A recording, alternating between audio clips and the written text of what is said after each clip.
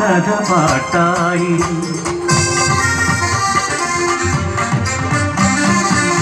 ഒരു നല്ല നാളിൽ കരം പിടിച്ചു നീരൻ വള്ളിയെ ജീവന്റെ പാതിയാക്കി. ഇല്ലായ്മയാണേനും വല്ലായ്മയാണേനും ഒരു സ്വർഗം തന്നെ പടുത്തുയർത്തി. അവരുടെ സ്വപ്നങ്ങൾ ചിറകുവെച്ചു ഒരു